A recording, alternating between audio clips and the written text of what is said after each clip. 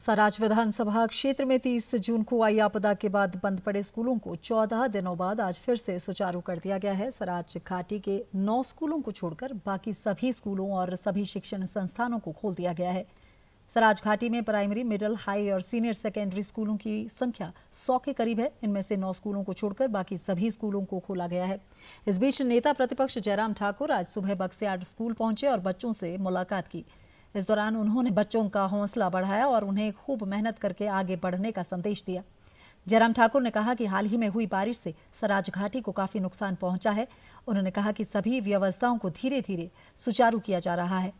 नेता प्रतिपक्ष ने कहा कि इस चुनौती को पार पाते हुए आगे बढ़ना होगा।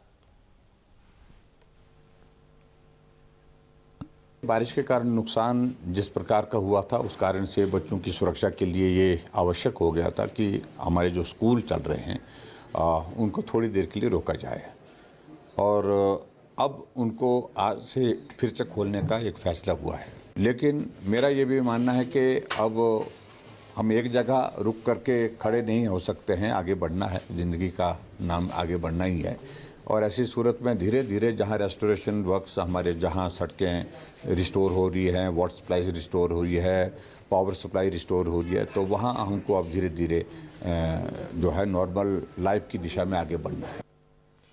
शिक्षा खंड बक्सियाड के खंड प्रारंभिक शिक्षा अधिकारी इंद्र सिंह भारद्वाज ने बताया कि आपदा में सराज ने 3 स्कूली छात्रों को खोया है।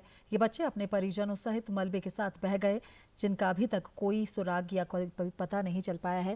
उन्होंने कहा कि ज्यादा नुकसान वाले 9 स्कूलों को अभी भी बंद रखा गया है। 30 जून को राजकीय प्राथमिक पाठशाला लामसाफड़ के हमारे 2 बच्चे प्राइमरी के और एक 6वीं की छात्रा जो है लामसाफड़ से ही जो है वो लापता हुए हैं और जो उनके परिवार भी नहीं मिले हैं और वो बच्चे भी जो है वो जो है उनकी अलीला समाप्त हो गई है।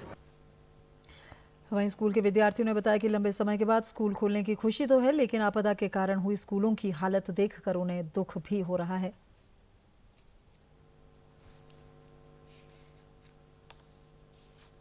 14 दिनों बाद हमारे स्कूल खुले हैं तो हमें बहुत ज़्यादा खुशी हो रही है, लेकिन स्कूल की स्थिति देखकर भी हमें बहुत ज़्यादा दुख हो रहा है कि स्कूल में भी मलबा घुस गया है। हमारे जो दूसरे क्लासरूम्स थे उनके पीछे से भी ज़मीन खिसक गई है। तो खुशी भी है और दुख भी है कि स्कूल को इतनी क्षति पहुंची है। आज मुझे बहुत खुशी हो रही है कि हमारे स्कूल खुले आज 14 दिन के बाद। इतनी भीषण जो त्रासदी आई सिराज क्षेत्र में, इसमें बहुत सी लैंडस्लाइडिंग हुई, हमारे स्कूल में भी बहुत सी क्षति हुई, जैसे अंदर मलबा घुस गया था और जो हमारे बाहर क्लासरूम थे ये इसमें भी पूरी तरह क्षतिग्रस्त हो गया है।